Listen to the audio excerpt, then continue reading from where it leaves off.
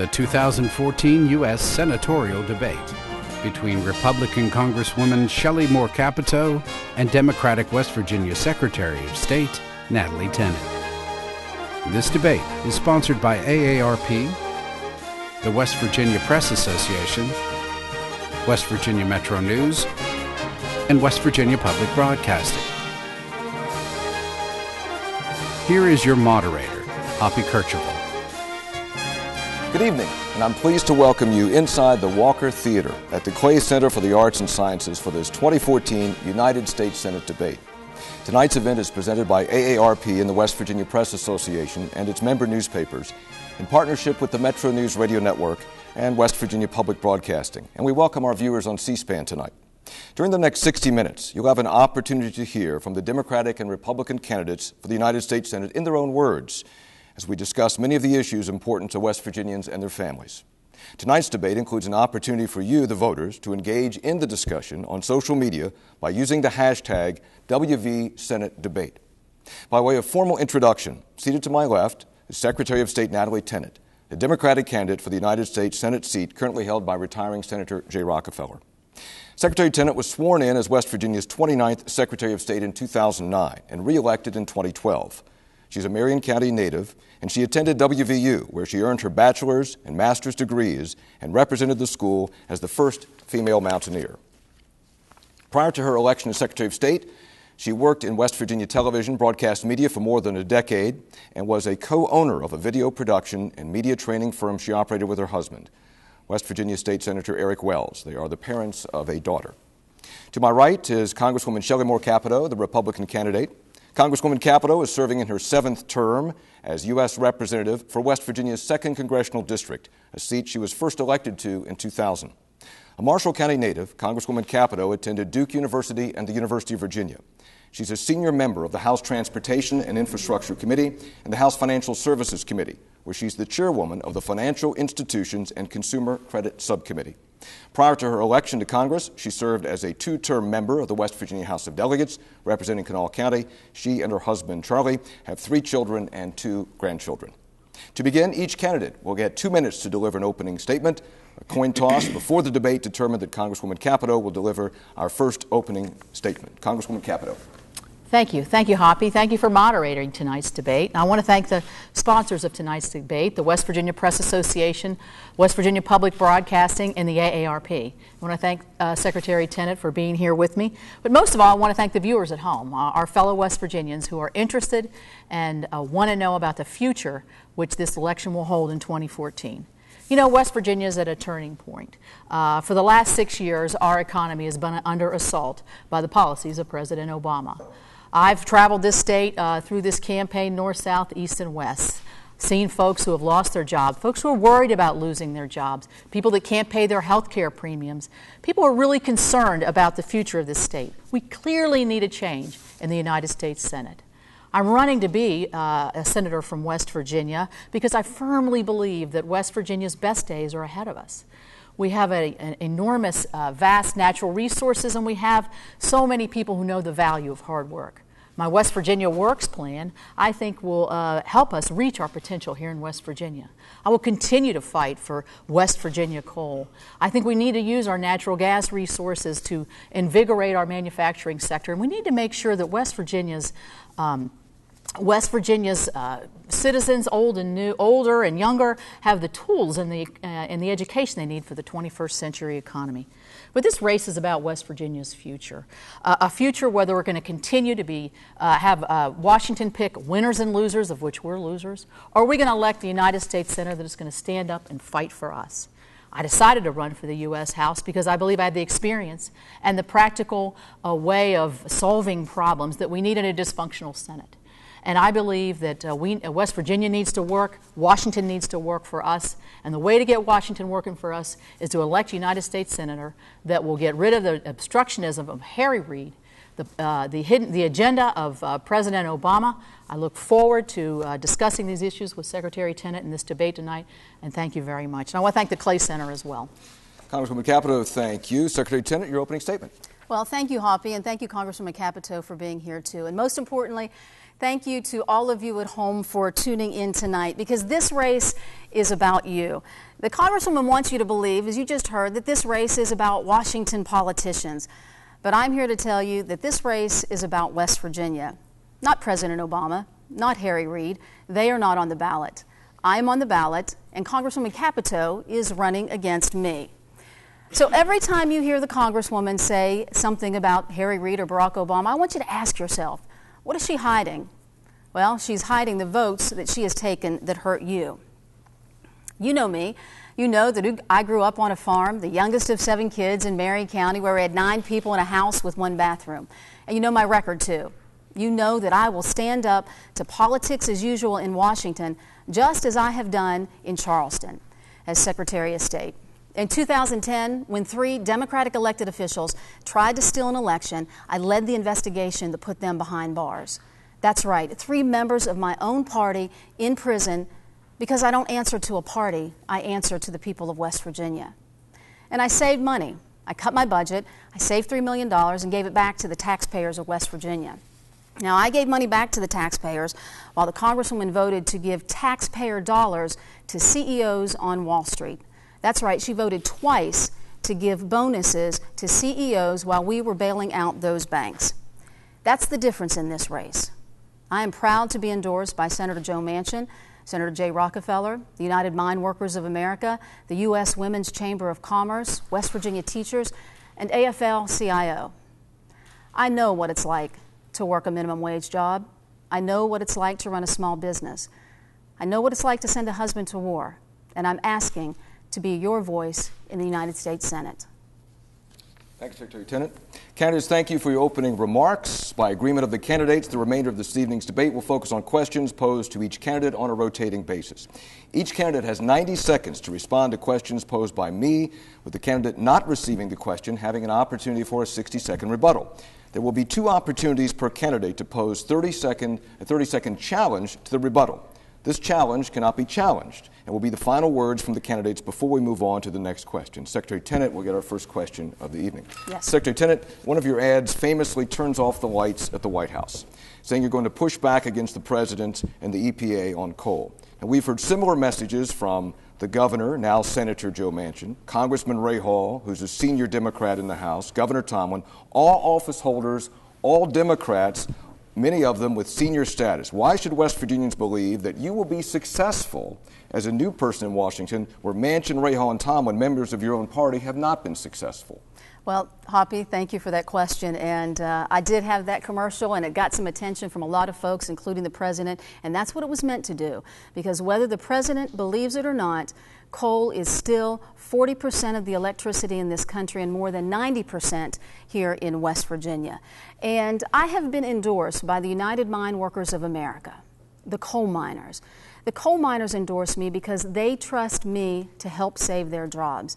They know that I have a plan to save their jobs, and that's what I've done, is challenge the president to invest the $8 billion that we have in the Department of Energy to have retrofitting our coal-fired power plants.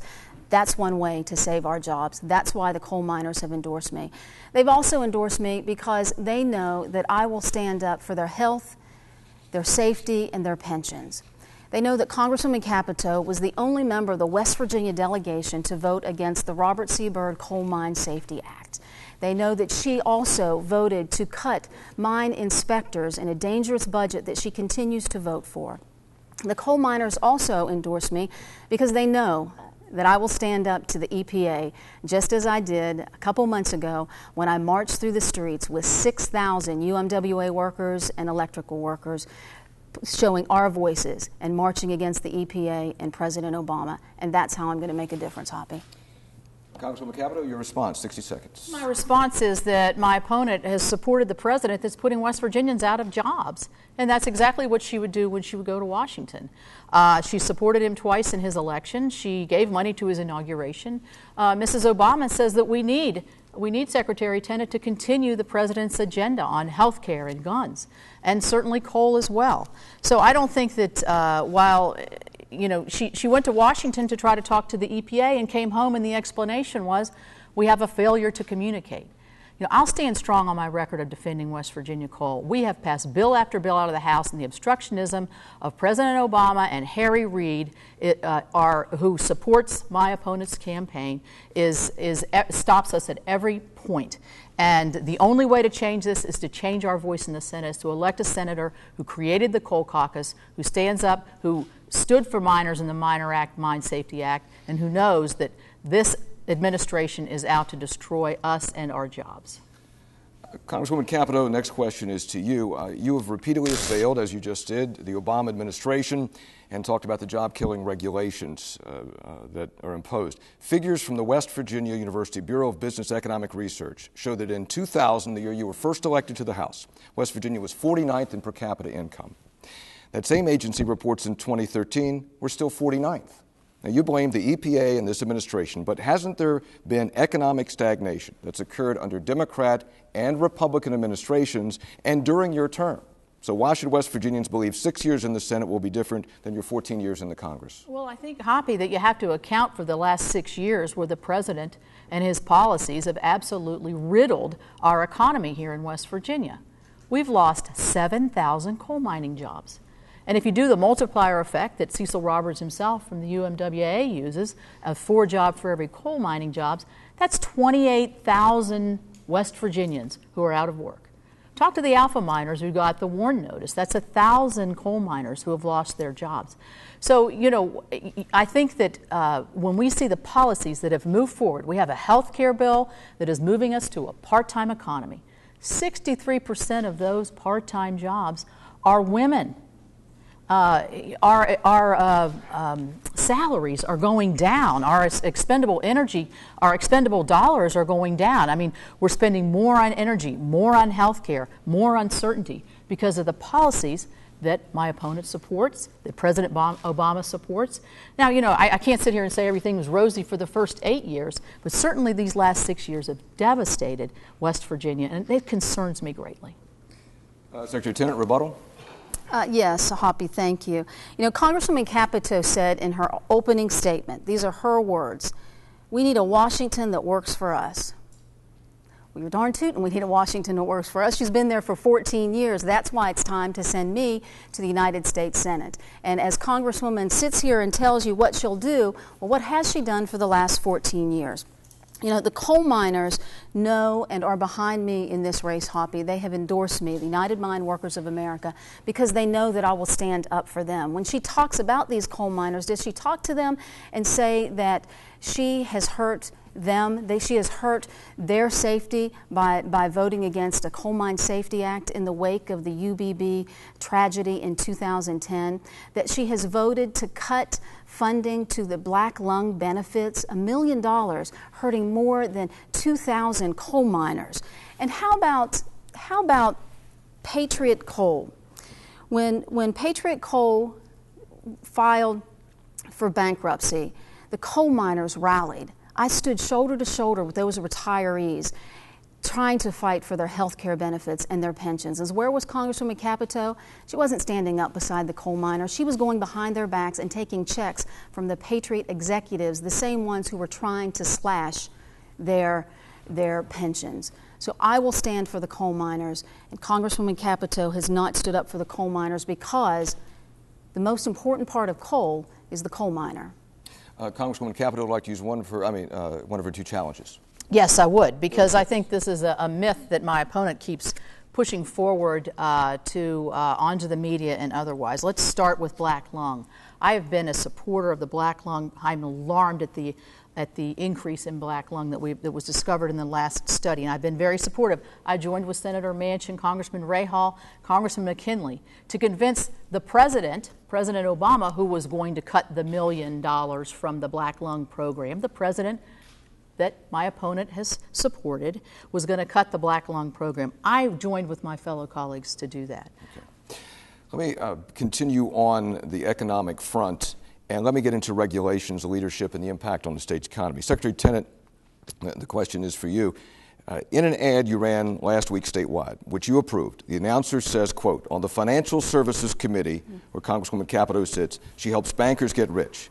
The ad goes on to say, while West Virginians were losing their jobs to Wall Street, she gave her husband, a Wall Street banker, inside tips, and they made more than $100,000. You've said that Capito personally benefited from her position in Congress. What precisely did Capito do as a member of Congress to enrich herself and her husband? And are you implying that Congresswoman Capito is corrupt? I am saying that Congresswoman Capito broke the trust of West Virginians, because this is what this is about. This is about the trust that the people of West Virginia deserve to have in their elected officials. Now, Congresswoman Capito serves on a committee that is supposed to oversee banks, at the same time protect customers and consumers at the same time. And the Charleston Gazette had the headline right out in black and white where it says that whether they're large or small, Capito tends to side with banks. Well, that's breaking the trust of West Virginians, because if she's siding with banks, then she's not siding with West Virginians. And even Politico magazine stated that Wall Street lobbyists say that Congresswoman Capito is their go-to person. Well, who is your go-to person? I'll be your go-to person. I'll stand up for you and your families, and I will fight for the kind of future that you want for your children. Just a point of clarification, which I do have the ability to do. Did she and her husband, as you said, personally benefit from her position in Congress? Yes, from our own financial filings, you can see that she made money. Because here's the point, and here's the fact. The Congresswoman will agree on this, because Congress has access to information that regular West Virginians don't have access to. And the fact is that during the financial crisis, West Virginians were losing their retirement, they were losing their savings and their homes, and Congresswoman Capito was making money. Congresswoman Capito, your response? Well, these kind of personal attacks that are unfounded, untrue, undocumented, and unable to have any kind of factual basis. Supposedly, the person that she's using as her factual basis says, I wasn't at the supposed meeting and I didn't have insider information. This is just a desperate attack by a desperate candidate who wants to shift the conversation away from jobs, education, health care, energy, all the things that West Virginians are tuning in tonight to talk about. And so I'm just not surprised, because I understand that she'll do anything and say anything to get elected. You want to talk about trust. I've built 18 years of trust with West Virginians. They know me. They know my family. I don't appreciate my family being attacked. That's not a West Virginia value. And I'm going to stand up and fight that. And I just think that the personal attacks are just despicable. And I would like to ask the Secretary tonight if she would stop with the nasty personal attacks and let's talk about the issues. Congresswoman, may I use a challenge? You can use a challenge, sure. I can use a challenge, I think so. Thank you very much. Well, first off, what is she talking about, a meeting that she's talking about? I never mentioned a meeting, so I'm not sure. There's no mention of a meeting in my ad, and I'm not sure what she's talking about, but I think she just confirmed that Congress has access that West Virginians don't have access to. And the Center for Public Integrity called you Wall Street's secret weapon. Wall Street's secret weapon. And sure, you want to stop the personal ads? I believe that you were the one who began the personal ads back in July. Okay, Congresswoman Capito, let me put the next question to you. Your opponent has criticized you, as we've just heard, of being too cozy with the banks and the financial industry. And you counter by saying you voted against the bank bailout twice. However, you voted against the Pay for Performance Act of 2009 that was aimed at controlling what many believe were the excessive bonuses that bankers received while they were getting taxpayer bailout money. Why should financial companies that made poor decisions and then were saved by the taxpayers be able to reward bad behavior with big bonuses? Well, I want to point out that when the big banks came knocking, I voted no twice. I was the only member of the West Virginia delegation that voted no twice to the big banks to say no bailout. And I have been fighting this in committee, too big to fail. We cannot bail out financial institutions. I also voted to tax any bonus that may possibly come forward at 90%. The bill that you're talking about and the statements that I made at the time was a very broad-based bill, not just executives that are getting bonus, but somebody in a local office that might be an administrative person would be penalized. I didn't think that was fair. They had no bearings in the Wall Street debacle. But you know what I'm going to defend? I'm going to defend the West Virginia community banks and the West Virginia credit unions. We need to have a full financial system here in the state that doesn't include big banks, that includes ability to get a car, to get a mortgage, to afford to go to school. All these things, I've looked out for our community banks and our credit unions in West Virginia, and I'll stand by that because that's important to West Virginia. Senator Tennant, your response?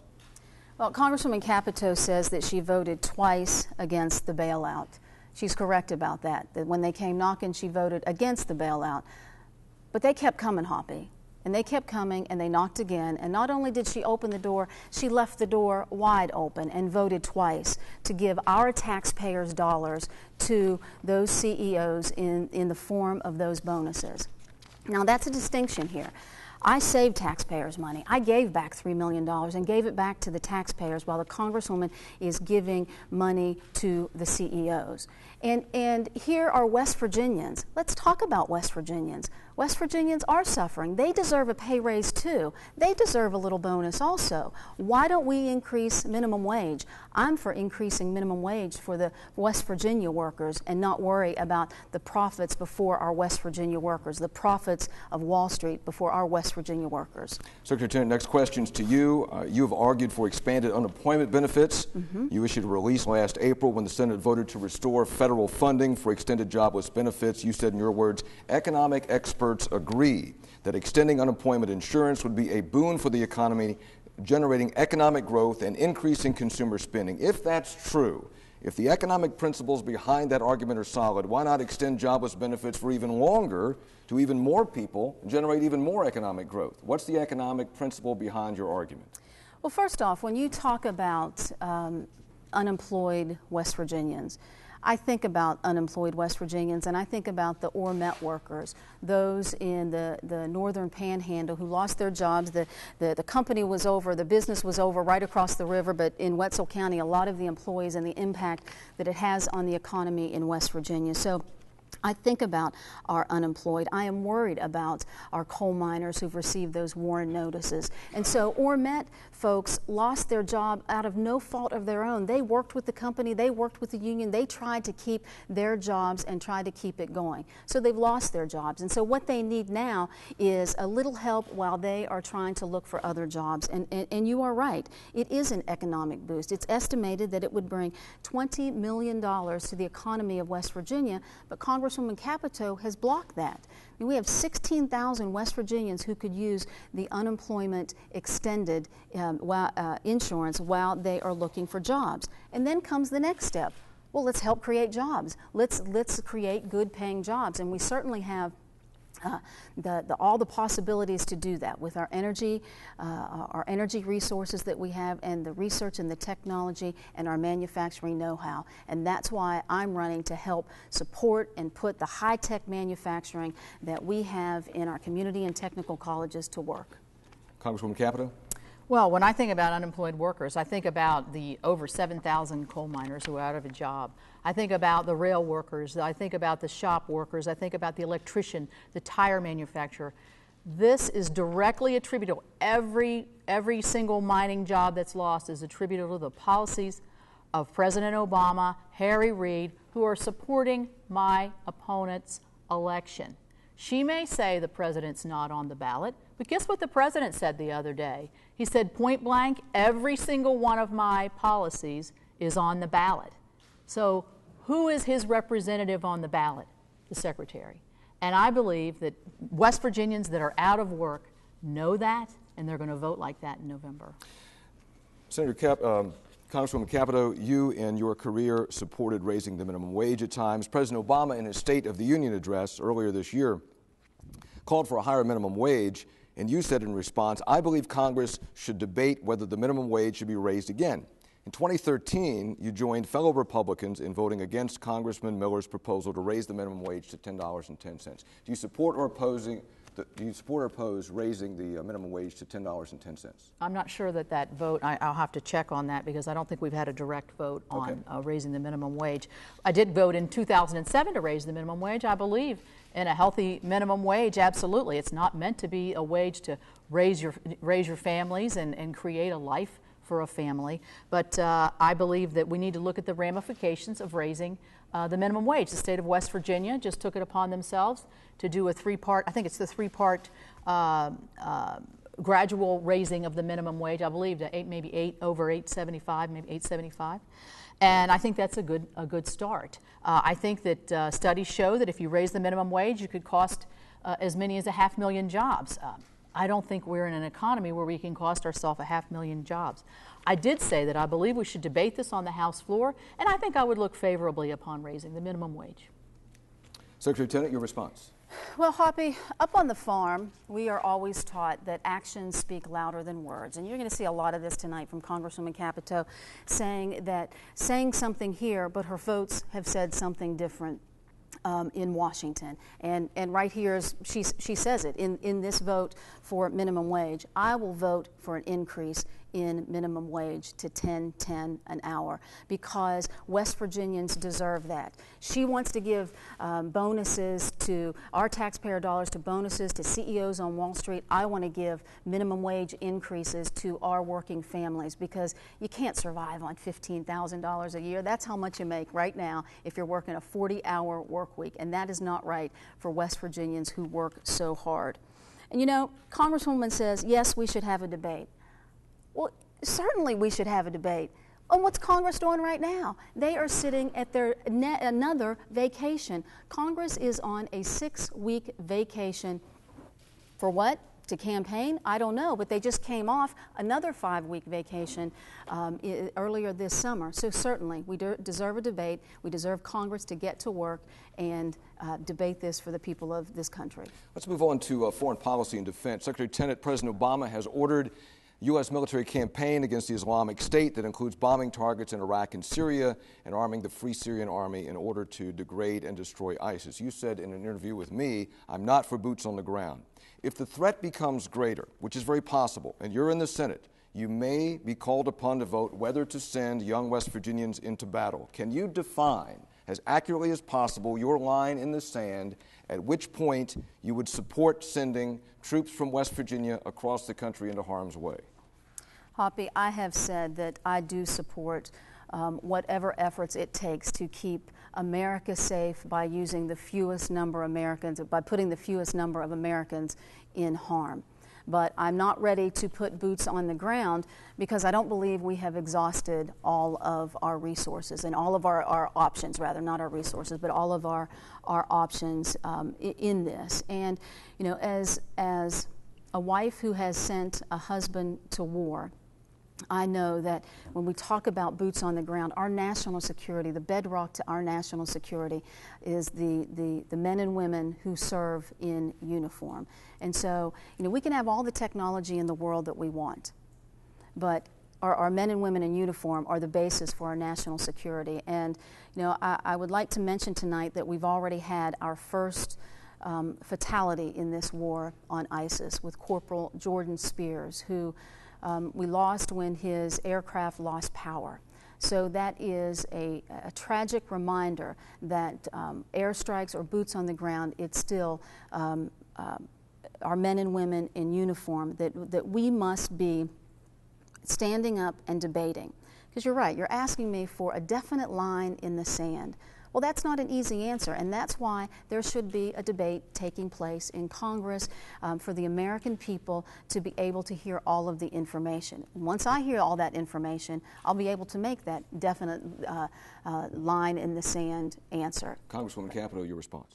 Well, I mean, the visual of ISIS beheading 2 Americans and now threatening to behead another, and British journalists and aid workers is just jarring to all of us. And I think that because of the president's really weak policies in Iraq, we find ourselves in a position where this terrorist group has been fomenting and without raising money and raising membership.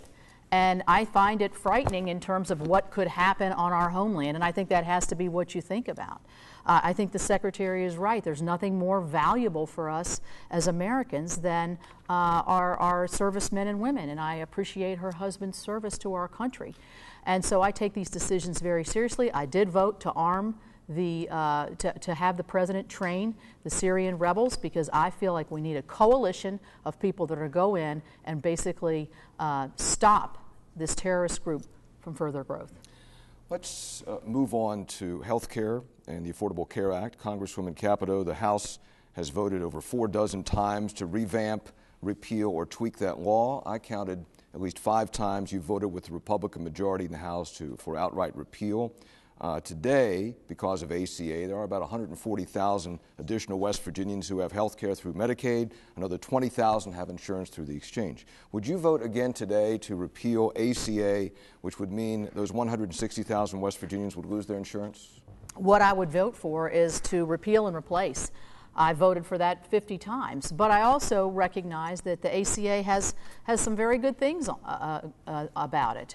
First of all, making sure people don't get cut off their insurance for a pre-existing condition. Absolutely for that. Was for that before the president decided to take it in a larger and much more detrimental direction. I believe keeping our students on until they're 26. I think that's a good thing.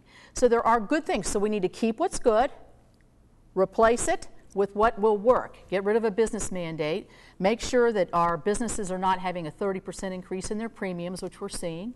7,000 West Virginians have lost their health care plan because, remember, the president, who I'll remind you, my opponent supported and supports his policies and his health care policy, said, if you like your health care plan, you can keep it, period.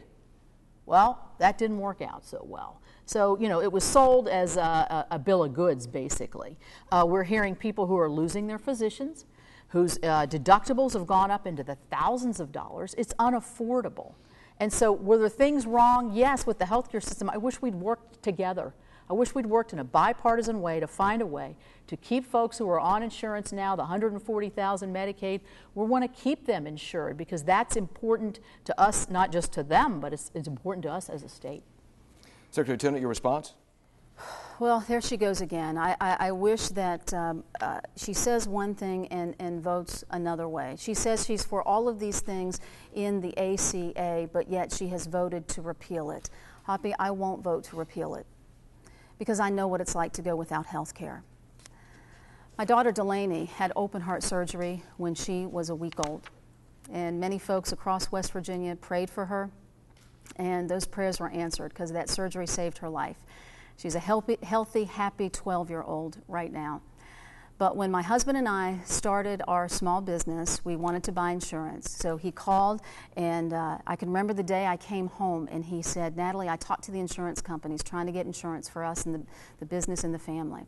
And he said they would cover me and you, but they wouldn't cover Delaney because of her pre-existing condition. I was devastated because I thought, what parent takes something that their child can't have?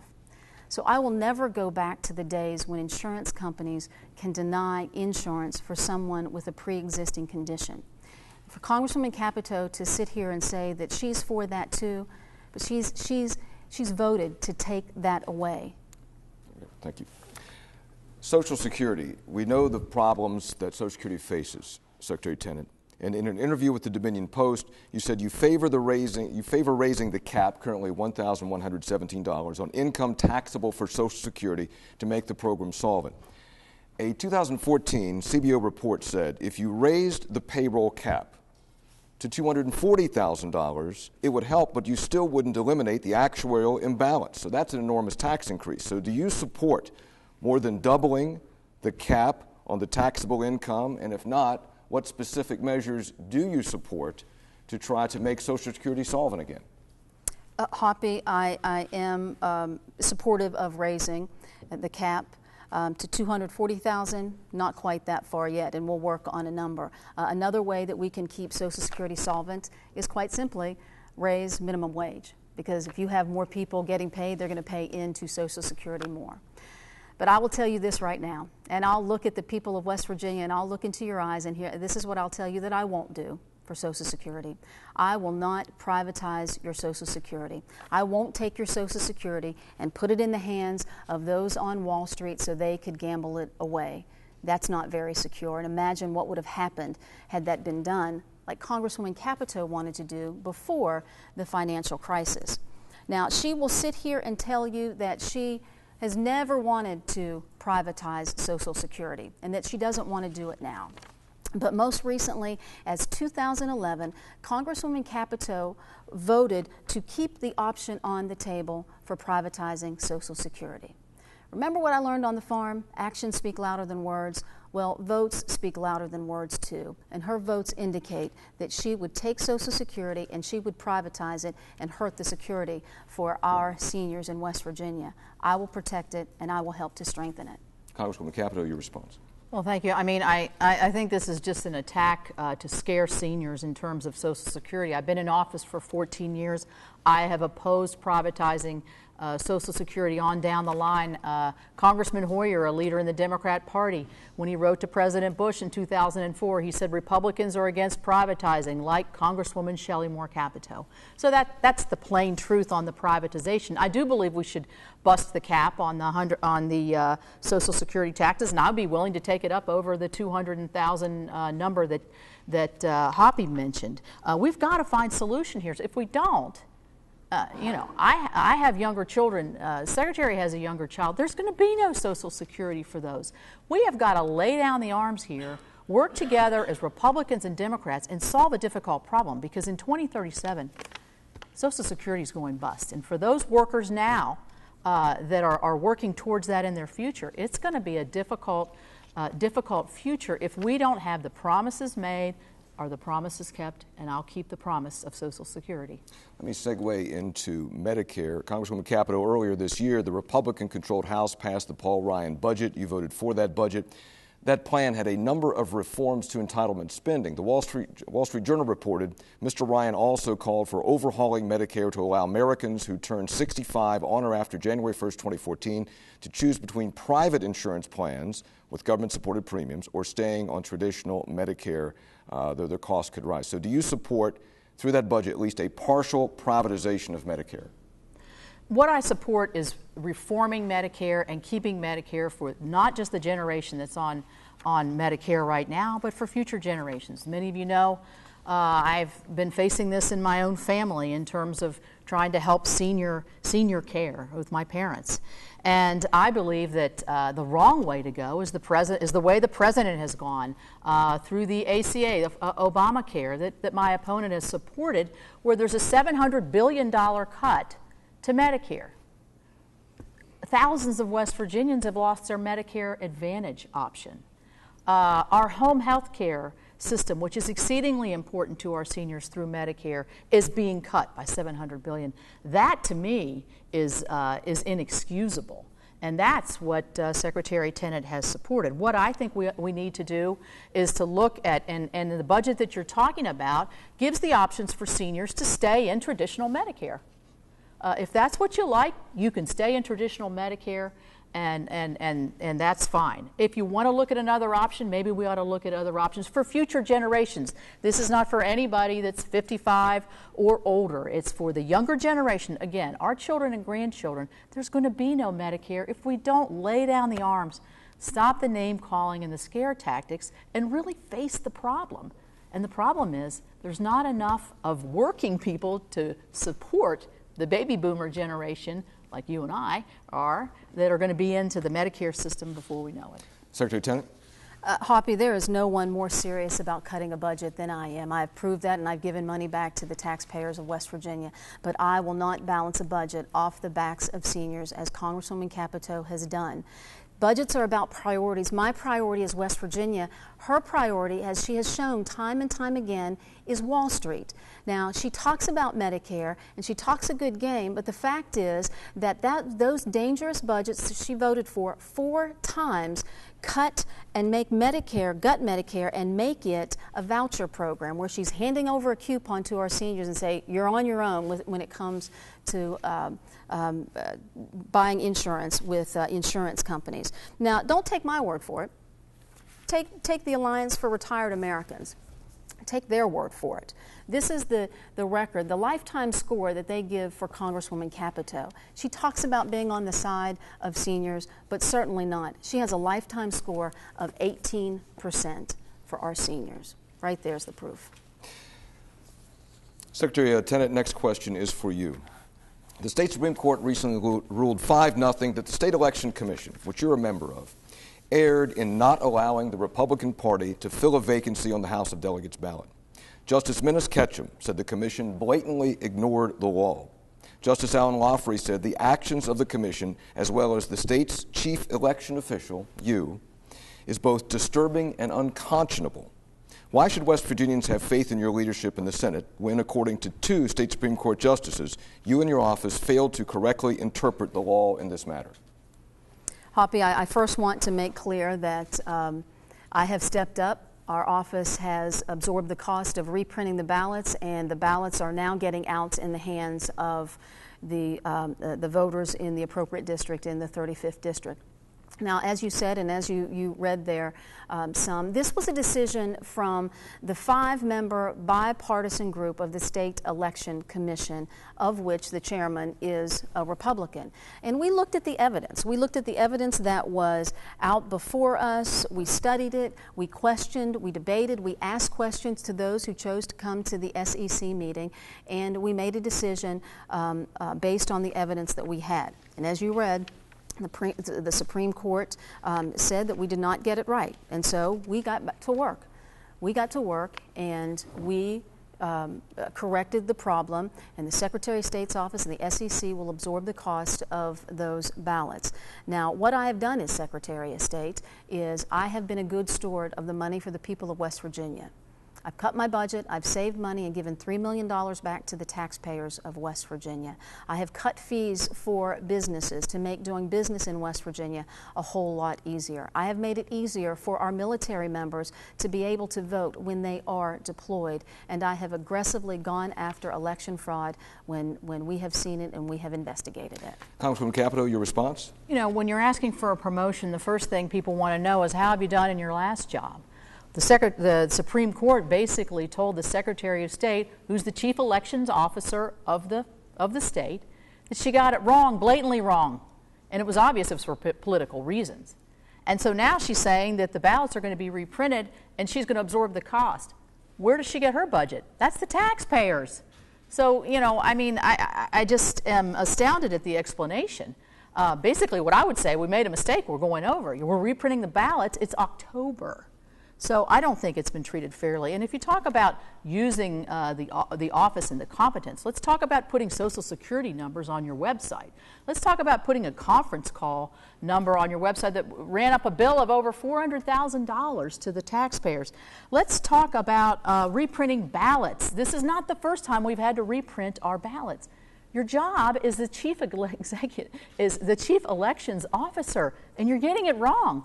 So I don't know why West Virginians would think that that's a reason to promote you to the United States Senate. You want to use one of your challenges? Sure, I would, unless you're just going to let me Go ahead. answer that. Go ahead. 30 seconds, Secretary, for a challenge. Thank you so much. You know, Congresswoman Capito is just throwing out a whole lot of numbers there and hoping that some of them stick. The number you need to remember is $3 million, and that's what I gave back to the taxpayers. She talks about a conference call. She doesn't have her facts right. She's just purposefully misleading you as citizens. The conference call she's talking about was from the Board of Physical Therapy. And I have a letter here, Congresswoman, and I'll give it to you. It's a letter from AT&T, and it says that that conference call was their fault, and they are paying the bill. So the people of West Virginia never paid it, and here is that information. Okay. Did you want to give it to her? I'll hang on till the end of the debate. All right. Pass it along. Okay. This would go to, where'd you? All right, Congresswoman Capito. In January 2011, there was a mass shooting in Tucson that killed 6 people and wounded 14 others, including a then fellow member of Congress, Gabby Giffords. The attacker, Jarrett Lee Loeffner, used a Glock 19 with a high-capacity magazine containing 30 rounds. The NRA opposes any restrictions on capacity magazines. You have an A rating from the NRA in their endorsement. Do you support their position on this? And if so, can you make an argument for why an individual has a right to buy a high-capacity magazine? I do support that, and I'm happy to have their endorsement. West Virginia is a Second Amendment state. I'm a believer in the Second Amendment, and that reflected in that endorsement. I know Gabby Giffords. I served with her, and she's a remarkable individual to have recovered from that. And I know she's working hard every day to get back as much health as she can. So best wishes to her and to her husband. Where I think the main problem is basically the mental health system in this country.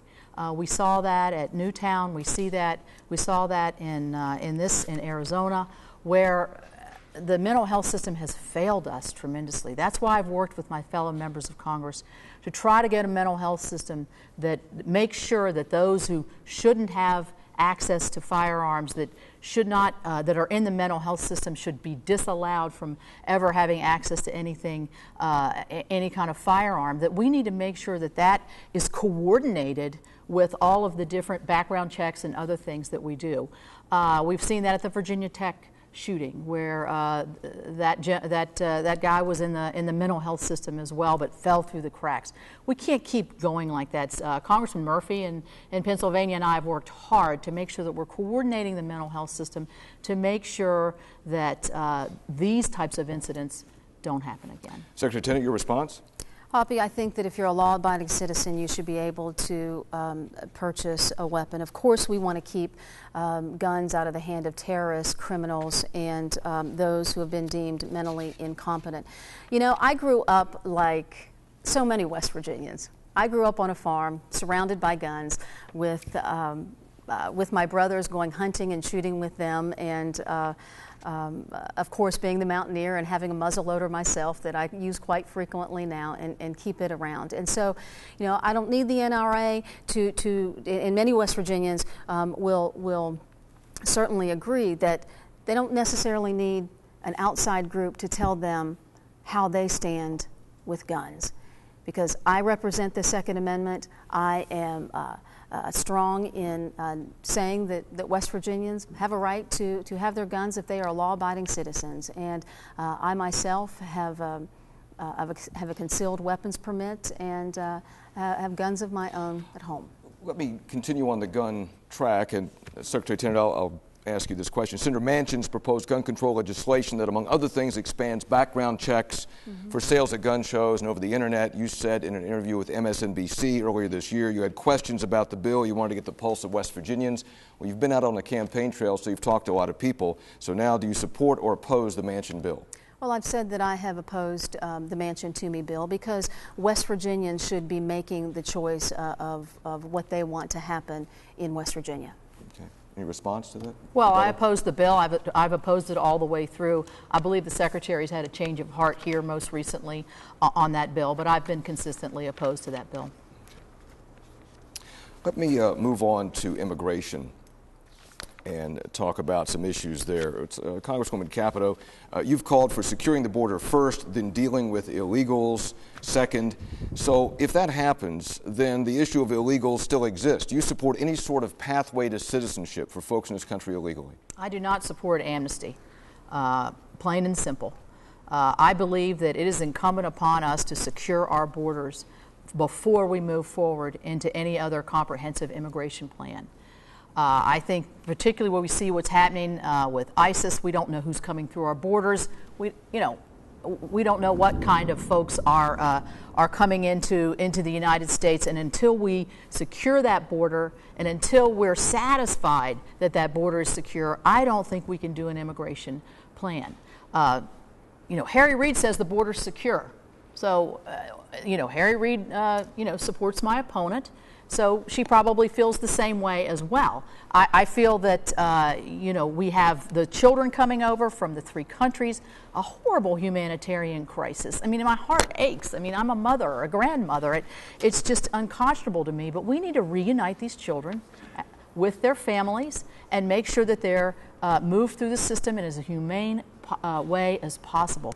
But the illegal immigration is costing our resources, it's costing our health care, it's costing our penal system, prison system. I mean, it is just a drain on the American economy. And so I believe by securing the borders, we can then, I think, look at further immigration reform. Secretary Tennant? She's right about all of that, Hoppy. And my question to Congresswoman Capito and statement is, then get to work. Get to work and get this passed, because there was a bipartisan bill that passed the United States Senate addressing immigration, and it's held up in the House of Representatives. Now, was it a perfect piece of legislation? It certainly addressed it. It was bipartisan, voted on by Senator Joe Manchin, and it is a start. It might not be perfect, but it is a start.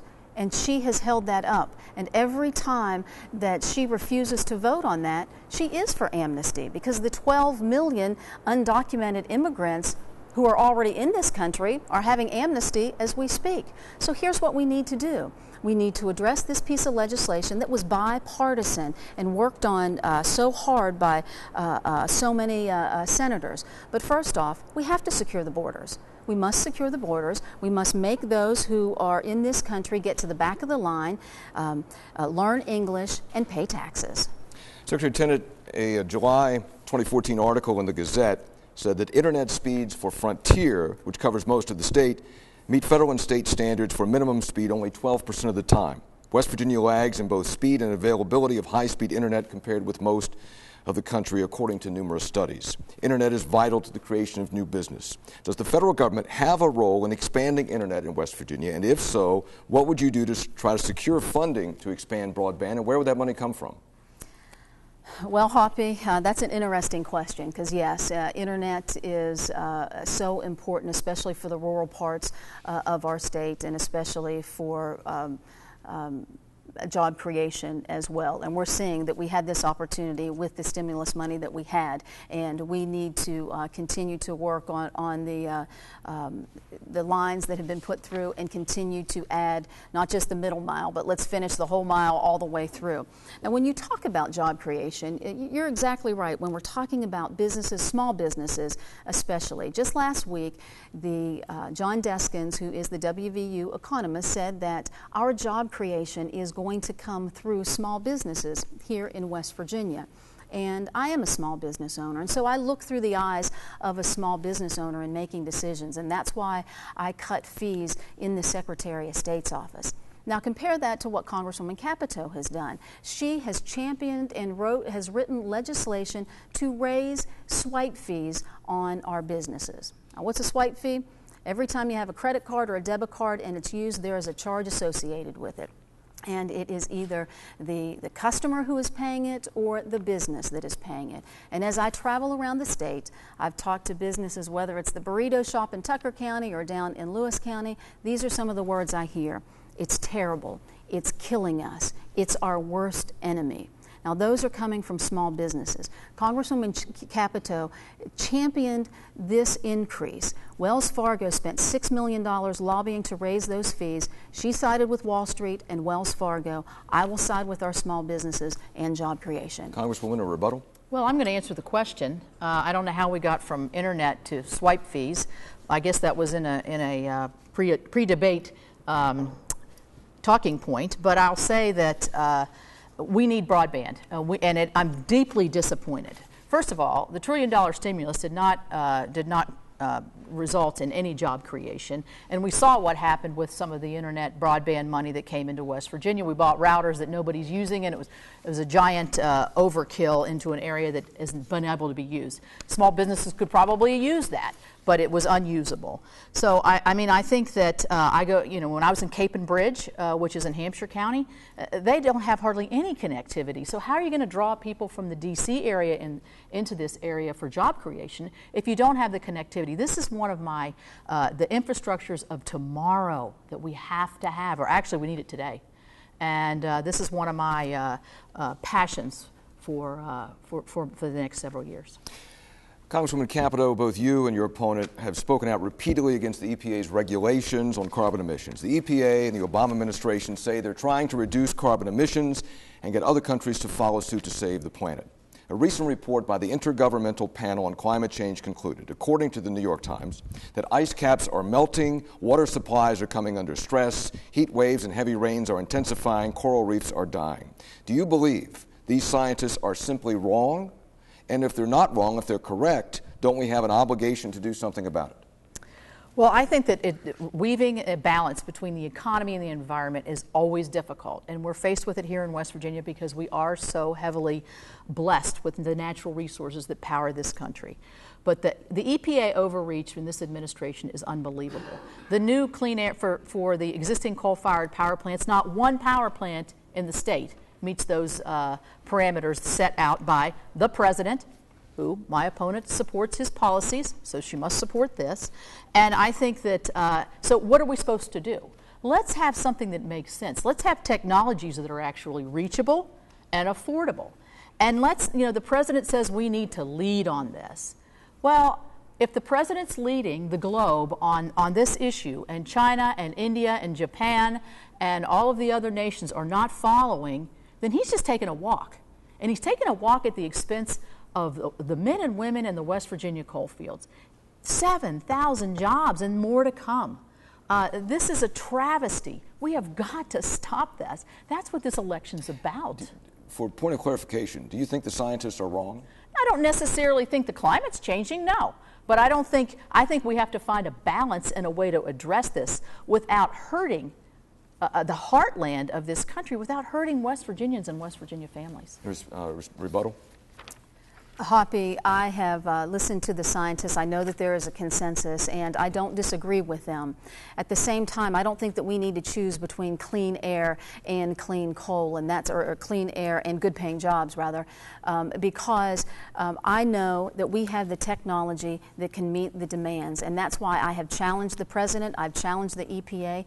We have the National Energy Technology Lab in Morgantown that can develop carbon capture storage, CCS. I've challenged the president to use the $8 billion that's in the Department of Energy in guaranteed loans, that instead of using them as loans, take the money, directly invest, and have this technology that's going to save our jobs and that's going to have technology use around the world that will make coal more competitive. And that's why the United Mine Workers have endorsed me. They've looked at me in this race where the coal miners know that I will save their jobs. I'm going to ask this question, and we have about 3 minutes left in the program. I'm going to ask each of you maybe to give me a 1-minute response on this if you can.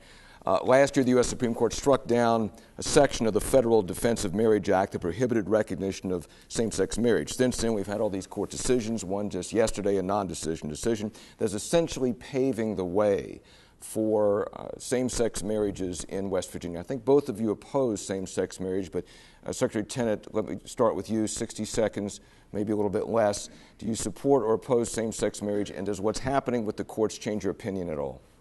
You know, Hoppy, I have thought about this, truly thought about this and prayed about this. And, I think about how do I want to be treated? And I try to live by the golden rule, do unto others as you would have them do unto you. And how do I want to be treated? I want to be treated equally and fairly. And I think that under the law, people should be treated equally and fairly. Now, does a church go against its doctrine? No, not at all. A church should not go against its doctrine, and it should not be forced to. But I think that we as West Virginians know about fairness, and we know about freedom. Mountaineers are always free. So is that a support for same-sex marriage? It's support for equality, and it's support for the law being equal under the law. About 60 seconds. Marriage. Well, my voting record and my personal belief is that marriage is between a man and a woman. I have a long history on that, dating back from when I was in the West Virginia legislature. But I believe the decision that's been made is basically saying that the states will make their own decisions. And I will abide with what the state of West Virginia decides in this matter. Okay. Well, listen, I want to thank you both very much. We appreciate you coming by. It was a spirited discussion.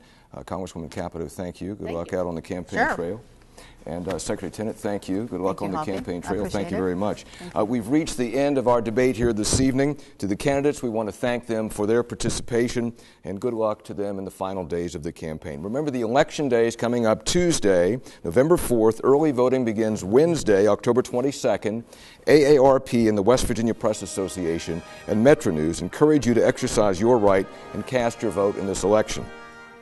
We also invite you to join us online for extended post-debate news coverage. featuring a panel of state journalists and moderated by West Virginia Public Broadcasting's Ashton Marra. Online coverage begins immediately following our broadcast at wvmetronews.com and at wvpublic.org. wvmetronews.com and wvpublic.org. We again want to thank our hosts, our partners, the Clay Center for the Arts and Sciences. I'm Hoppy Kercheval. Thank you for joining us, and good night from Charleston.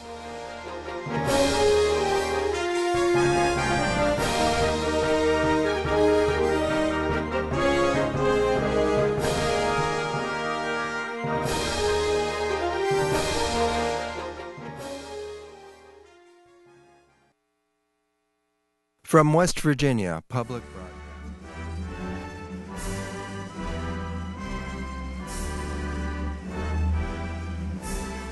Thank you for joining us tonight for this post-debate coverage. I'm Ashton Marra with West Virginia Public Broadcasting, and I'm joined here by our first panel of journalists from across the state who are here to react and analyze what we just saw in the debate from Congresswoman Shelley Capito and Secretary of State Natalie Tennant. On my right is Jeff Jenkins, News Director of MetroNews. Then we have Rob Byers, Executive Editor of the Charleston Gazette. Misty Poe is the Managing Editor of the Times West Virginian, and Rick Lord of WCHS TV right here in Charleston. You know, I'm going to just start off with reactions to this evening. Jeff, let's start with you. Well, I think the whole thing for Natalie Tennant coming into this is, was she able to separate herself from President Obama, from Harry Reid, and that'll be up to the voters to decide. I heard a lot of the same things. You know, I heard a lot of the same things from her. I heard a lot of the same things from Congresswoman Capito. So I don't know if the needle moved there at all as far as her being able to separate herself from that, which has been kind of the Capito, thing. And I mean, she's trying to work hard at it, but I don't know if she's able to do that. Right. We heard that in the opening statement. Right. Capito immediately saying, this is about the difference between my policies and the policies of the president, and Tennant saying, you're running against me. You're not running against President Obama. Right. So that point was made. Rob, any surprises tonight?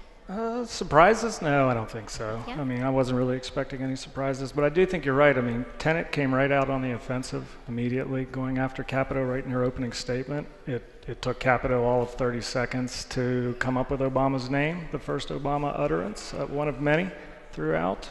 And I feel like Natalie really jumped on her from the beginning and had that pretty much going through about the first half of the debate before things started to even out. Misty. Rob, I agree with what you're saying. Jeff and I were watching the debate together, and one of the things that we said was it was as if Natalie Tennant came out immediately on the defensive and quite negative by name. And I think that Capito started. She didn't make the connection between Obama and Tennant, but that connection was assumed.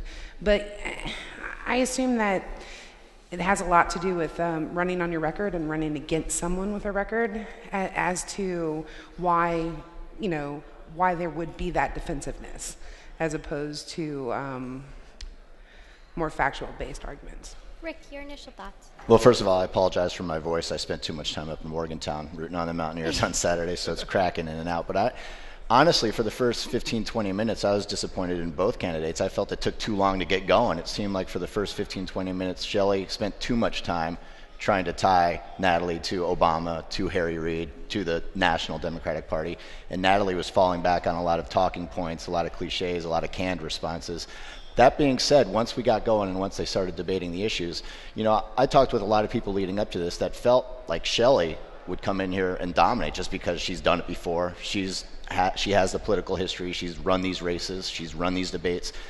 But I think Natalie acquitted herself very well. I think maybe people underestimated the fact that Natalie might not have the political experience, but she's got the camera experience and she's polished. And she came off well, I think, tonight. The question is, did she come off well enough to make up that deficit? A lot of people feeling that she's got an enormous deficit to make up in the next month.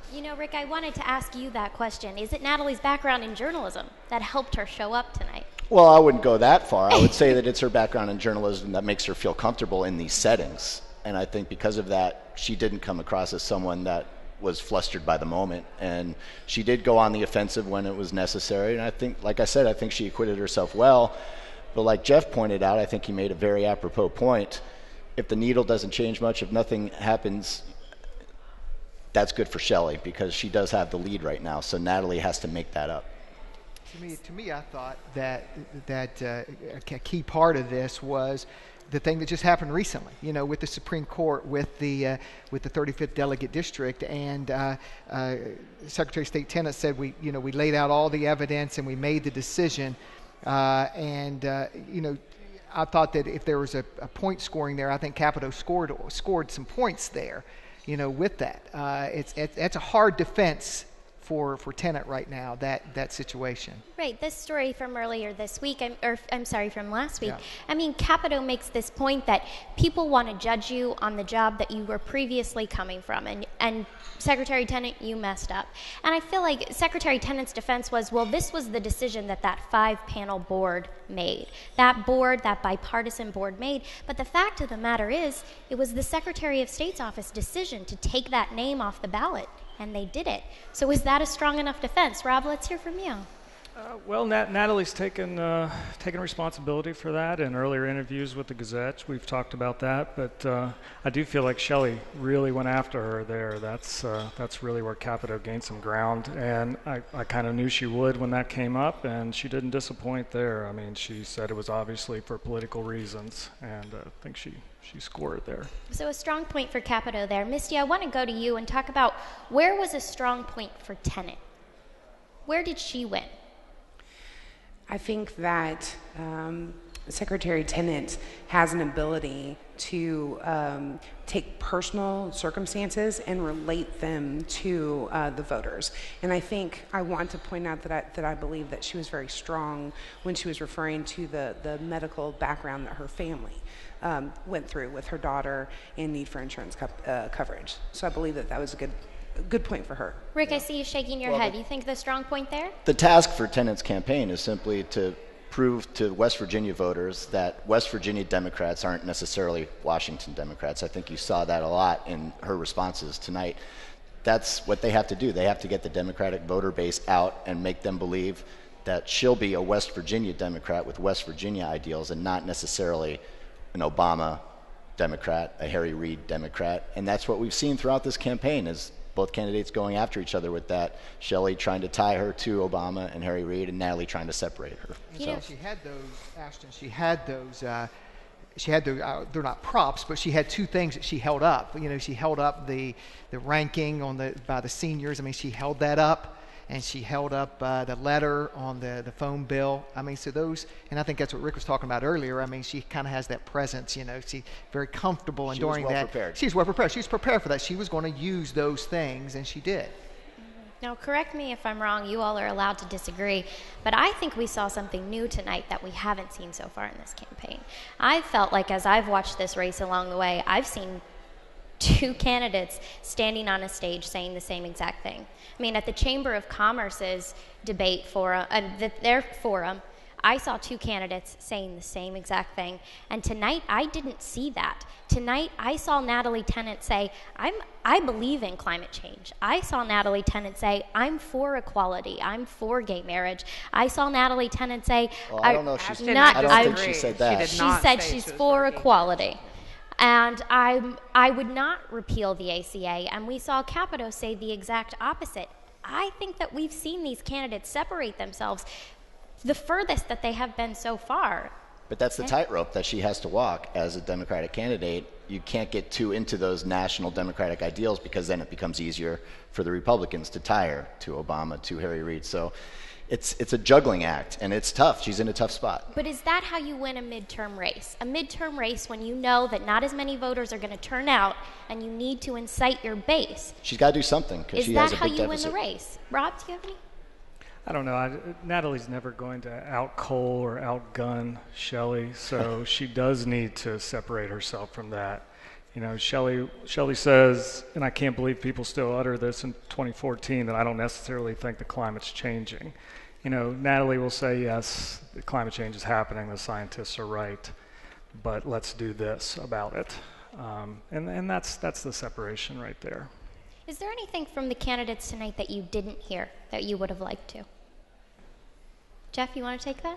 I've heard it all so much before. I mean, I'm kind of kind of deaf to it all, you think a repeat of what we've been hearing this whole campaign? A lot of it was, sure. A lot of it was. I'm not sure. I mean, they spend a lot of time on, on the coal jobs and on different things and on the jobs and as we look forward, what is West Virginia going to be? Where does West Virginia need to make the gains? What's going to let West Virginia, move out of those spots where it's been in? What's the key to that? And I don't know if either candidate really touched on that a great deal. Rob, I'd like to ask you about the question about ISIS and about foreign policy. Who came out stronger in their answer for that? I think that one came out as a tie. Both of them, notably, they both supported President Obama on that, what he came up with. And, there's really no strong alter answer there. I mean, we've done what we can do, and we got to kind of wait to see what happens. So I think they both made smart answers there. Misty, any thoughts on that? On the ISIS issue? Yes. I agree. They both had smart points, and I was surprised to see that both of them supported the presidential thoughts and feelings on that issue. I was surprised on that. When you talked about things that you wish they would have gone into, I know we talked a lot about coal jobs, but I don't really think that we got into the breadth of that. I think that it started at the end, and again, we talked about 20 minutes to warm up, talking about clean coal technology and different things like that, but I really think that it would have been a benefit to get more in-depth into discussions about clean coal technology and national energy plan. Yeah, I think when it came to that topic, I found myself sitting in the back looking at the screen and saying, how? You keep telling me what you think, but how? How do we make that happen? And that's the problem you run into with this format, is that you don't really have the time to delve into something like that, so you get a lot of glossing over of the topics rather than, they say the devil's in the details. A lot of time you don't simply have enough time to get in there and to really start talking about how or why or when, so it just becomes I'll give them a very vague answer, spin the narrative to my talking points, and then move on from there. Jeff, did we talk about talk enough about the natural gas industry? I didn't hear it. Did you? You didn't hear it. I didn't hear it at all. I think it was briefly mentioned, maybe in an opening statement. But I tell you what was mentioned. How many times did Capito said something about Tennant, whom you support, or Obama, and then how many times did Tennant say, "I'm supported by the UMWA"? Right. I had a count on that. It was about, at least 6 times. She also mentioned that she was raised on a farm a lot. Yeah. No, my count was Obama versus Wall Street, and that's my frustration, is that I felt that the debate was between Obama and Wall Street, right. And that topic repeatedly came up. Not topic. That's not even a topic. That association, putting that other candidate in that box came up over and over again. Robbie started to say something. I was very surprised not to hear natural gas mentioned. Yeah. If it was, I missed it. But, Capito blamed every coal job that was lost on the policies of Obama and Harry Reid. But if you don't factor natural gas into that argument, then that's very misleading. So, Rob, I'm interested, we make this point that the UMW, that Natalie's response is the UMW supports me. Does it matter? Does it matter when it comes to the average voter, who supports whom? Who comes out and say, I support this candidate? I think it does. I think the UMW still holds a good bit of sway, not as much as it used to, but people want to support coal miners. They know what has happened in the disasters over the last several years, and that's important to people, and it should be. And it's funny because what you're seeing is a lot of times the coal association is backing the GOP candidate, whereas the union is backing the Democratic candidate. If I'm not mistaken, I think the union has backed Shelley Capito before too. I think she's had their endorsement previously. I think so. Yeah. I think so. And I would like to bring up the conversation about the minimum wage. Any surprises on them taking those sides there, that Natalie would support the president's $10.10 minimum wage? Jeff? I'm not surprised. No. No. Even as she tries to separate herself from him so much, I mean, it was surprising to me that she straight out said that she supported his policy. But she took the the angle that you should have in terms of that. You say, I'm for giving the workers more money, and then you don't go into, well, what are the ramifications of that? What's the trickle-down effect? How does that affect the economy? Which I think Capito tried to make that point. She tried to say, well, there are ramifications to a minimum wage increase. So we have both sides there. It's debate 101, though. You try to just hit the points that speak to voters, and saying, I want to give you more money resonates. Yeah, that's true. So how do we think the voters will react to this tonight? Do we think this gave them enough of a separation? Who wants to tackle that one? We're all silent. Well, I mean, we talked earlier about that separation. You mentioned it. Yes, a lot of us have heard these talking points before and heard these stories before.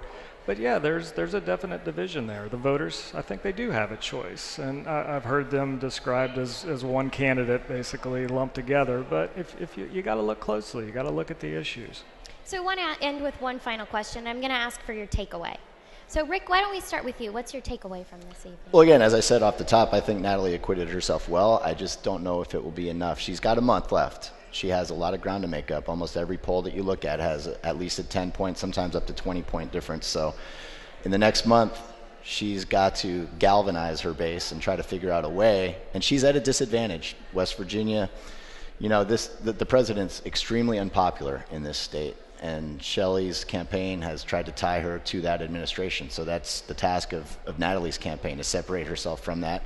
See if she can do it over the next 3-4 weeks. I think Natalie will do well in the northern counties, her home base in Marion County, Mon County. I think she'll do well here locally. I think Shelley will do very well in the eastern panhandle and probably in the coal fields. So at the end of the day, we'll see where it shakes out. I don't know if a 10 to 20 point lead at this point can be made up. Of course, you never know if those numbers are valid or not. But Natalie did well tonight. Was it good enough? That's the question. Misty, your takeaway. I know that we talk about the fact that we've heard these talking points before, but we're members of the media. And so it's entirely possible that your average voter isn't hearing the same message over and over again. I just wanted to point that out. But having said that, I do believe that Natalie Tennant did a very good job of relating to the average West Virginian when it came to issues on guns, when it came to issues on insurance with her own personal family. And I think that she just seemed more relatable on the human level than Shelley Moore Capito did tonight. So if I'm an undecided voter, maybe that's going to sway my way. But again, it depends on which poll you look at as to whether or not it's a 9-point deficit, whether or not it's a 23-point deficit, because I think the New York Times came out with a 23-point deficit. Which is massive. Which is massive, yeah, you're right. So is it enough? I'm not sure, but again, we've got a month. Rob, your takeaway from tonight. I'm going to say the same thing.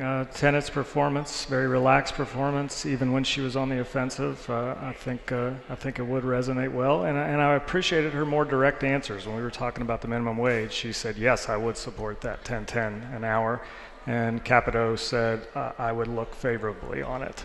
So it's that type of thing. It's all about momentum and who can take the momentum from this. And I do think that the struggle with Tennant was the answer about the State Election Commission. That was the struggle there, and that's where that's where the hole was in the debate tonight for her. I mean, that's where she struggled. Everything else was, pretty smooth. But it's about momentum. And my question is, how many undecideds are there? You look at some of these polls, there aren't many undecided. So how many do you sway by a debate like this? That's a good question. And that speaks to your first point as we kick this off, was did it matter? Did you hear anything tonight? And you said a lot of nothing, because we've heard it all before. Are there enough undecideds to be swayed? Right. Okay. Panel, thank you so much for joining us this evening. We really appreciate it.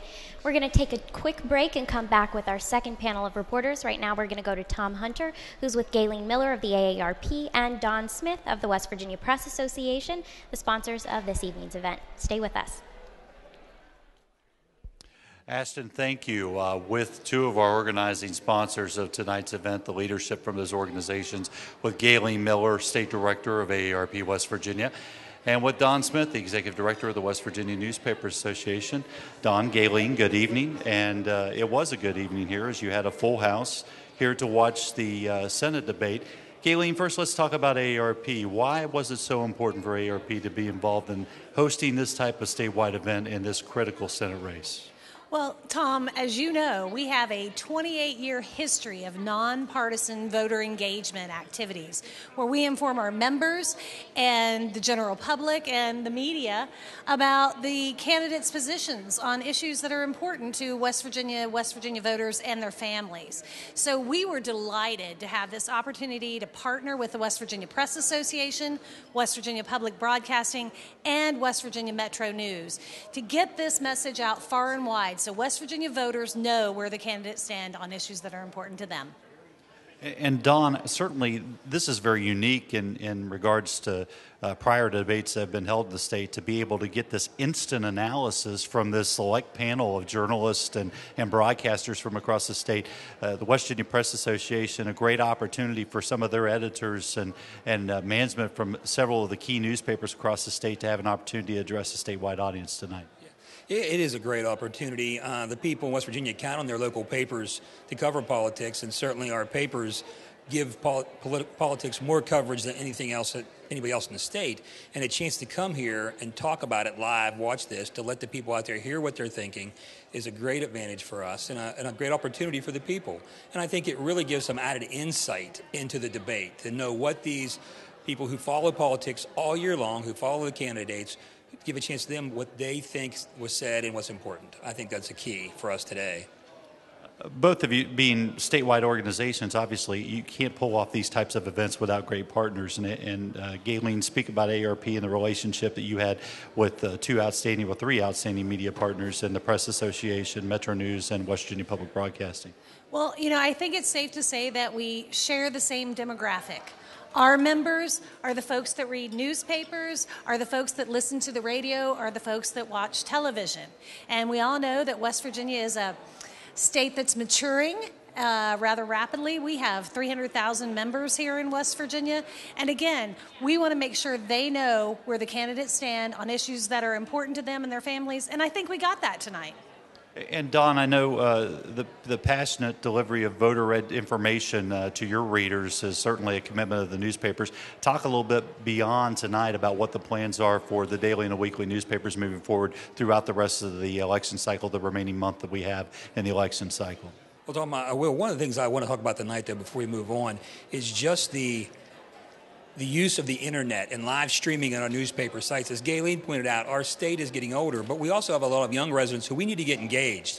And our newspapers are doing an excellent job, and our other media partners putting it on the internet, live streaming it so that everyone has the opportunity to see it and to follow it. In terms of the rest of the year, we have an endorsement week coming up when our papers will announce their endorsements for this race, for the U.S. Senate race, and for the congressional races. And then between now and the election, they'll be doing local endorsements. Certainly no one covers local politics more than the newspapers do between now and the election. So we're excited about the whole process. Don, Gayleen, you have something else you'd like to add? Well, I was just going to say, while I appreciate the newspapers making their endorsements, it's important to point out that we don't endorse candidates, we don't contribute to political campaigns, and we don't have a political action committee. So we are truly nonpartisan, and we're about informing voters about where the candidates stand.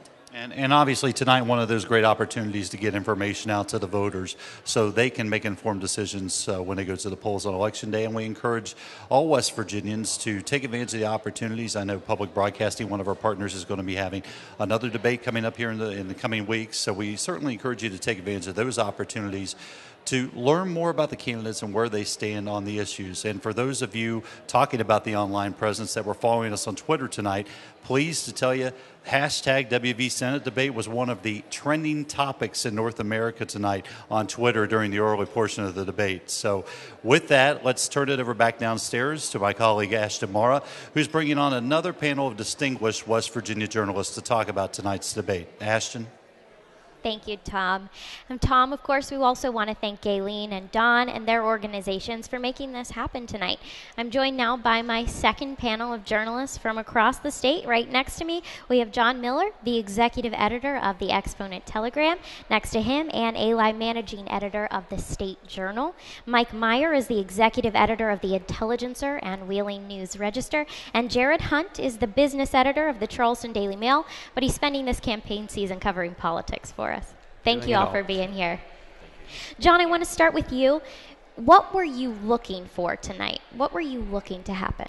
Well, I was looking for a little bit more depth from the campaigns. I think there's been a lot of talking points put out by the campaigns, and I quite frankly was a little disappointed that we didn't get a little bit more substance on some of the key issues. Mike, how do you feel about that? Looking for that depth, did you get it? On some issues, yes. Mostly, though, you had talking points, which is to be expected in something like this. I don't think you're going to get a lot of depth in an event like this. It's hard to break it when you have a time constraint. It's difficult to get deep into those issues. And also looking for depth tonight that you didn't see? Sure. Something that I really looked for, because this was a little bit different for me. I've been a reporter, but this time around I get to be the managing editor, so I actually had an easier time to sit there and literally watch to see what kind of nuances or things I could pick up. And one of those I tweeted, and I saw a lot of people pick up on it. I watched the candidates and their mannerisms and their movements, and I really noticed that when Congresswoman Capito spoke was when Secretary Tennant was making lots of notes, and you know, really you could tell preparing what she was going to say next. When Secretary Tennant spoke, Congresswoman Capito was listening and watching, and sometimes she was making notes, but I tried to really watch for those kinds of things that as a reporter I probably never got to notice because I was busy taking notes and trying to get all the details. No, that's interesting because I didn't notice that during the debate. Jared, you got to talk with both of the candidates after the debate, just briefly. What did they have to say? Well, you know, they both thought they won. Mm-hmm. But one thing I did want to point out, Capito actually turned about, she clarified, or it sounds like the opposite of what she said during the debate about the climate change. She said, you know, she didn't think climate change was happening during the debate. Well, afterwards, she seemed to realize that's not what she thought. She didn't realize she said that. She said, yes, she does think climate's changing all the time, and that humans could be having an impact, which seems like a stark contrast to what she said during the debate. They both, as during the debate, stuck to their talking points and declared victory. I think they did a good performance about what you could expect out of it. No, that's interesting. That's interesting that you come back and say, you know, actually, I do think climate change is real. I mean, John, when you heard that during the debate, did it surprise you? I was a little surprised that she said that way. I will say that I thought Natalie Tennant was very well prepared. I think her experience in front of the camera was evident today, and I thought that Congresswoman Capito showed some nerves, and I think she probably misspoke in that point.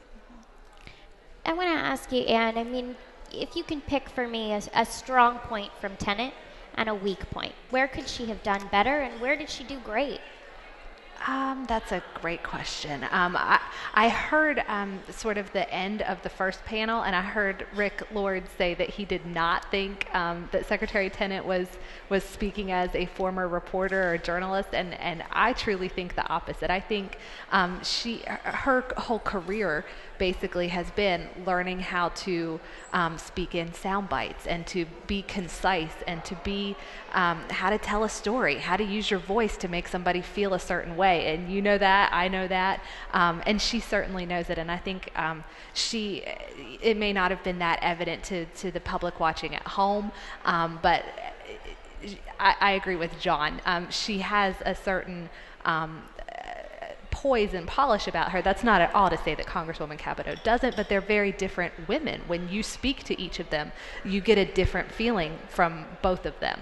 And I think that Secretary Tennant is suited to exactly what she did tonight, and it, I think, comes a little bit harder to the Congresswoman.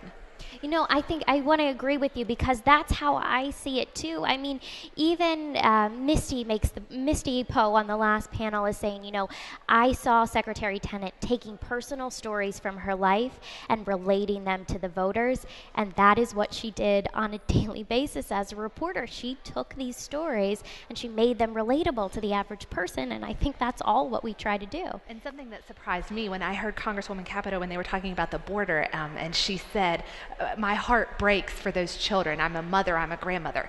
That's not the kind of conversation you usually hear from her. That surprised me, honestly. And again, I've spent years interviewing both women, you know, that's not at all to say anything about them personally. That's just not the kind of conversation that you hear from her on the campaign trail.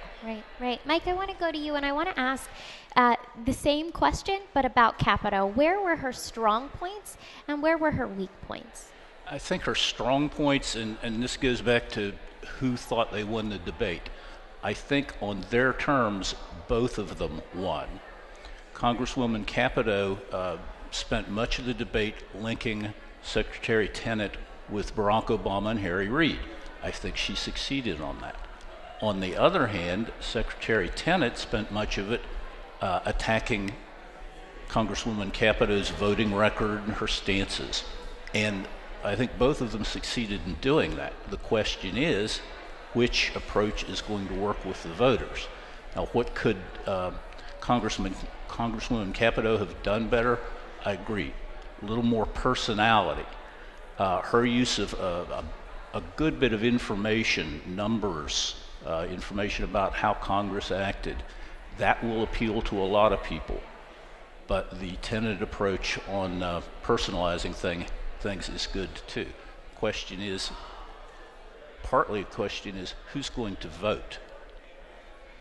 Now, some of these points, Social Security and Medicare, you probably had an awful lot of over 50 viewers paying close attention to that. Minimum wage, very few of them care. They don't work for minimum wage. That was listened to by younger people. Younger people do not vote in West Virginia, not nearly as much as older people. So it's going to come partly down to who sold herself better to the older crowd. And I'll make no judgment on that. Jared, I want to bring you into this conversation and ask along the same lines, regionally, is it going to matter where these voters come from? And did they appeal regionally to those voters? Well, I think it'll depend on how southern West Virginia goes. As you know, it's been one of the fastest going to the red portions of the country in recent elections, and a lot of it may depend on how many people are coming out in the 3rd district race, how angry they are. And I mean, it's a strong Democrat area, but there are a lot of people may be willing to give up on the party to just to vote against the president. And if Capito is able to make that pitch, a vote for the secretary is a vote for the president, they'll come out and vote against her. But like I said, it just may depend on what those voters are coming out for down there. 2nd district seems to have liked the Congresswoman enough in the past decade to send her back, and then the 1st district we'll see how that goes. But it matters. I mean, regionally it will matter. It's just that we don't really have a way of knowing who's going to go which way yet. Maybe not yet. Of course, all the polling has come out lately that Capito's enjoyed at least an 11-point lead. Tennant narrowed that a little bit, and it will be interesting to see, after this debate, if any polling data comes out, to see if she may have broke away a different group. Maybe if independents are going to break a little bit more to her. I think right now they're about 2-1 in favor of the Congresswoman. So it will be interesting to see if there's any polling data coming out afterwards to see if there are any of those demographics that may have changed their minds in this debate. So I want to bring up a point that I saw as a missed opportunity for Tennant.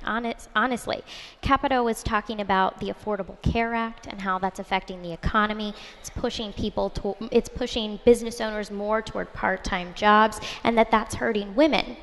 And Tennant didn't bring up the fact that Congresswoman Capito has voted against the equal pay bill in the past.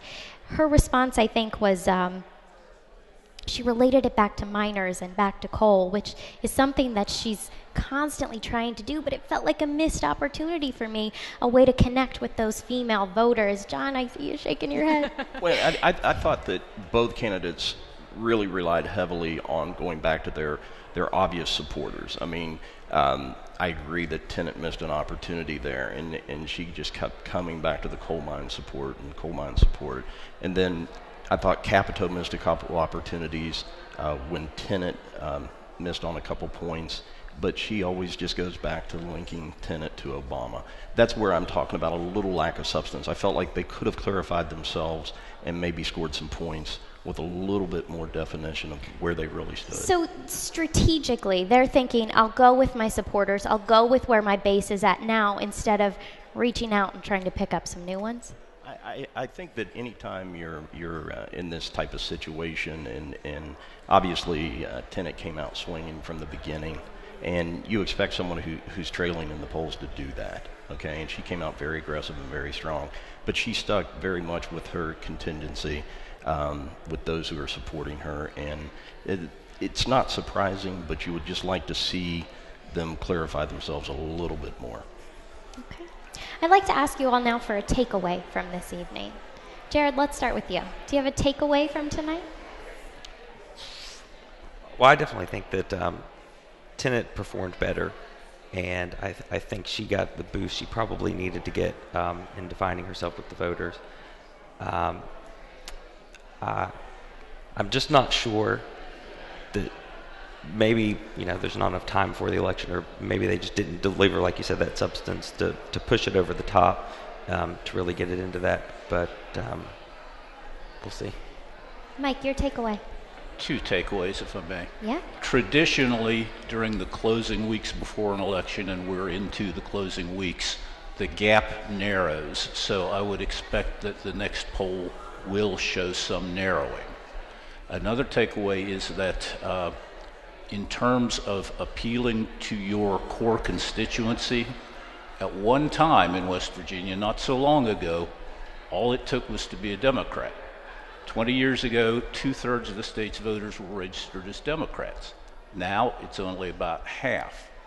So a Democrat appealing to Democrats may not be enough, particularly when, as one poll showed, about 2/3 of the Democrats support Congresswoman Capito this time around. So working to your core may not work anymore. Anne, your takeaway. That's great. I want to piggyback and have like a takeaway and a half and steal from Mike a little bit, because he's right. I saw it's a lot harder to define yourself these days, and that's something that I saw Congresswoman Capito struggling with, because not only is she doesn't speak in sound bites for a living, she has a harder time explaining, well, yes, I would repeal the ACA again, but yeah, there are some good things.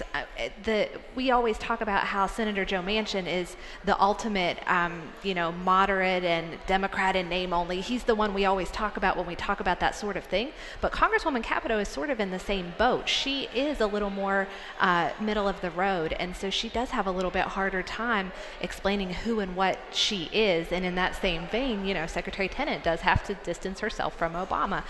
That's not what I had written down for my takeaway. I think we're really seeing two women maybe in the hardest campaigns that they've had so far.